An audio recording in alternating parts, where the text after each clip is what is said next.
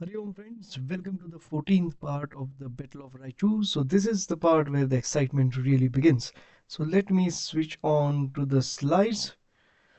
Okay, so the first part thing we need to really tackle is what was the date, or what was the timeline during which this Raichur war really happened.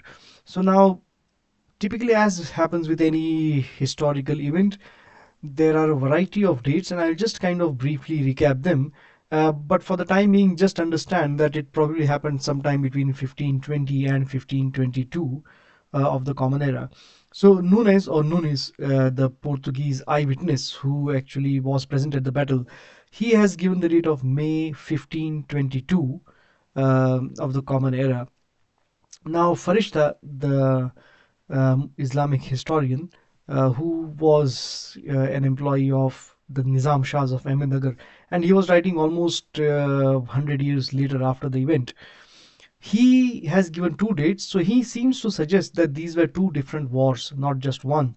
So one date he gives is 1512 CE, and the other date he gives is between December 1520 and December 1521 of the Common Era, because he gives the Islamic date, which is the Ahle Hadith date. And Robert Sewell, so Robert Sewell was a British bureaucrat, and he was, I believe, in charge of the archaeology department. I'm not very sure about that, but he wrote a very famous book called The Forgotten Empire. Vijayanagara, the Forgotten Empire, which is where the empire came to be known as Vijayanagara. Otherwise, previously, contemporary sources all knew it as the Karnataka Empire. And that name kind of stuck. And he used the term forgotten because obviously Hindus in South India hadn't forgotten this. But this was completely unknown to the British and the Europeans, and even in the northern India. So he's considered one of the kind of path-breaking historians, and he republished the Portuguese accounts, especially of Nunes. So he disagrees with Nunes, and he gives the date of 19th May 1520. And everybody, all the historians have given their own rationale. Now, Orogunti Ramachandraya, on whose work I have based a lot of these slides in this series, he gives the date of 24th May 1522 of the Common Era. And in his book, he has devoted an entire chapter on the dating conundrum and why the date of 24th May is the most suitable. Now, Dr. K. Gopal Krishna Rao, whose book I have also linked in the previous episodes, uh, who has written a very good book on Krishnadevaraya, he's working on this issue now, and he has sent me the date of May 1521 of the Common Era. So the reason why I'm giving this slide and I'm not just giving one date as definite is I really want you to understand that in Bharatiya history, there are a lot of things which are not fixed, and sources are not clear or the dates are not clear. But even despite that, we are given this picture that, this is fixed, that is fixed. It's not really the case. Okay, so let's move on. So for our purposes, we'll just think that sometime between 1520 and 1522, the Vijayanagar army under the command of Krishnadevaraya started off from Vijayanagara. Now, the entire army, when it started its march, was divided into different columns depending on the Nayaka. So, the Nayaka were the provincial governors or the chiefs who commanded them. And the table on the next slide gives the breakup of the you know forces which accompanied them, and also accompanying the army where it was kind of a bazaar in motion. So there were dancing girls, washermen, water carriers. These were the important logistic kind of part, and merchants. And because this part leading up to Raichur is mostly a dry, plain, and barren kind of part, so there were 12,000 water carriers who stood at sides of the road to supply water to the thirsty soldiers and camp followers. So you can see this was a very fantastic logistical chain set in place. And you have to imagine that this was a time before computers, before all these modern kind of logistical aids came into existence. So they must have had a very sophisticated way of making sure that the army was well fed and was not dying of thirst. And approximately 14 kilometers ahead of the main army were scouts. Now, the scouts were not like 100, 200, 300. This was almost an entire army of 50,000 scouts. And these kept a keen watch on the enemy. So, just in case any of the Deccan Sultanates had decided to take preemptive action and attack, especially the Adil Shahs of Bijapur. And Nunes has given a very detailed description of the clothing and armor worn by the warriors. So I'll just be quoting Nunes here. All were equally well armed, each after his own fashion, the archers and musketeers with their quilted tunics, and the shieldmen with their swords and curved daggers. The shields are so large that there is no need for armor to protect the body, which is completely covered. So the shields were almost like, the length of long bows. So they would really start from pretty much kind of the chest area and extend right up to the feet. And these used to be very strong shields. I believe these were made of hardened leather. Okay, so we had a look at this table in one of the previous episodes, but I thought it was just kind of worth a recap, just to get an idea of the scale and magnitude of the army. So you can see that there are these different chiefs or nayakas, and some of the names are kind of the Portuguese corruptions. Some of the names we can guess. Now, the total infantry comes to 4,93,000, cavalry is 26,000, and elephants 511. And this does not include the artillery train, because Vijayanagar also had a very strong artillery train. So small and large cannons, there will be hundreds and hundreds of them. So you can see this was a very massive army. So sometime in March or April between 1520 and 1522. Now on this map I have put it as March 1520 of the Common Era. That's because I made this map almost a decade back. And I have changed a couple of inaccuracies on the map. That this is one point I kind of need to change. But just remember that the date was somewhere between 1520 and 1522. So the army arrived at a place called Maliabad. So I've indicated it on the map.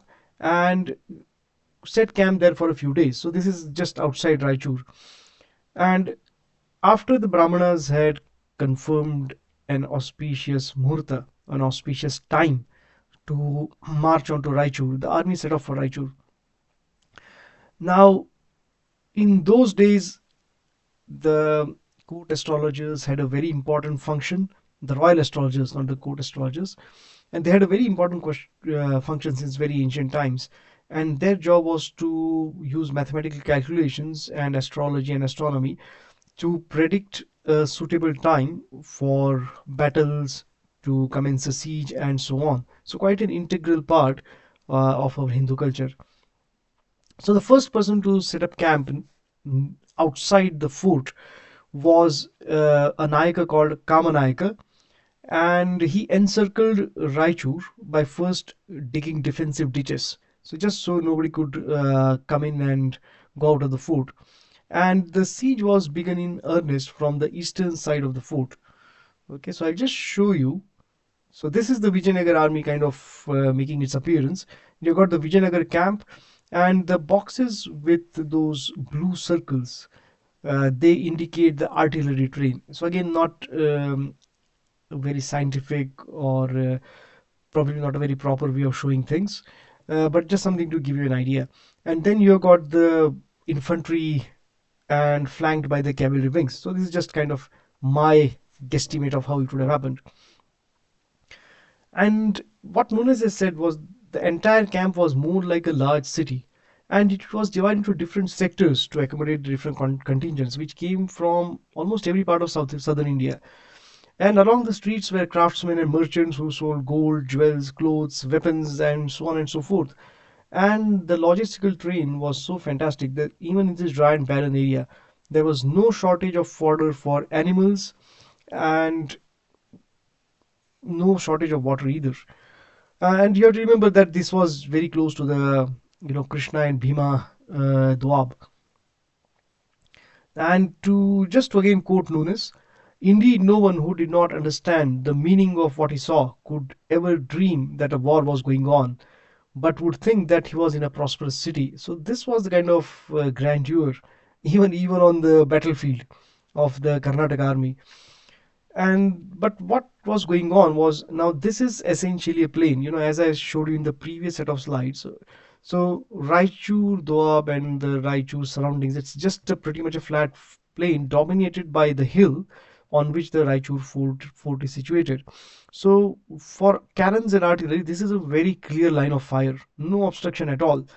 And if you are besieging the fort, you would be instantly exposed to enemy fire, and this would take a heavy toll. And this is what happened. So the firing of artillery killed a lot of Vijayanagar soldiers on a daily basis, and to incentivize them, Krishnadevaraya instituted a award of 10 to 50 fanams. So fanams are really small silver coins. So they were incentivized to remove the stones from the fort walls. Now, many perished in this process due to the incessant fire from the fort battlements. And because these were at a height, it was much easier for the defenders of the fort to direct their fire on the army which was in the ground, rather than for the Vijayanagara army to assault the fort. And Indian forts, something to remember, uh, till the time when gunpowder or when cannonballs became kind of explosive. So during these centuries, the cannonballs, as I've said, were made of either stone or iron, and these would just bounce off or shatter against these really hard stone walls. So till the time you had these explosive projectiles used in artillery, Indian forts were very hard to breach, and most of the time it was either bribery or deceit or treason which led to the fort falling into enemy hands. And this siege continued for 3 months till Ismail Adil Shah arrived in May, let's put it this way, 1520 to 1522 sometime. And long sieges were normal for those times. So if you are wondering, I mean, for 3 months this thing is going on, because it was quite difficult to organize resources, so nothing happened overnight. And you didn't have the mechanized infantry of today where you could just get them into trucks or armored vehicles and rush to the front. Even today, it's not instant, things don't happen. So just to give an example, so in 1698, the Mughals, who had a massive fire artillery train and an army, were only able to capture the fort of Jinji in Tamil Nadu. Now, Jinji was where Chhatrapati Rajaram had taken shelter, and they captured Jinji after a long siege of 7 years because the Marathas bribed the Mughal commanders and so on and so forth. So this desultory siege continued for almost 7 years. By that time, the key captives had already escaped. Now, what Ismail Adil Shah's strategy was to kind of test the patience of the Krishnadevaraya and get the Vijayanagara army to cross the river. And his idea was to attack them as soon as they were in the middle of the river crossing, which is when they are most vulnerable. If you look at some of the more famous landings or naval landings in the last 150 years. So D-Day is one of the most famous one in 1944, where the Allied forces landed on the beaches of France or Normandy, and they had to take a lot of casualties because you are in a very vulnerable position when you are on a water body and you are heading towards land. This is when you are most vulnerable. So their plan was to kind of massacre the Vijayanagara army when it was kind of doing the river crossing. But Krishnadevaraya, held his patience. He simply did not move, and the Vijayanagara army was roughly 15 kilometers away from the river. And Adil Shah finally lost patience. And as per Noor's narrative, Adil Shah had a lot of faith in his artillery. So he had brought nearly 900 cannons. So these were usually mounted on carts or they had some kind of wheels to make them mobile. And these were both really huge pieces, like some of the ones we saw, earlier slides. And some of them were really small as well. We could fire, a cannonball of roughly a couple of kilos. So finally, sometime in May, Adil Shah crossed over the river. Okay, so he finally lost patience. And a network of protective trenches, which I've shown by brown lines, was erected around his entire camp. Okay, friends, so that's all for this time. So, in the next part, we'll have a look at the actual battle. And I hope you enjoyed this video. If you have, please do remember to share, like, and subscribe. And I will see you next time. Hari Om.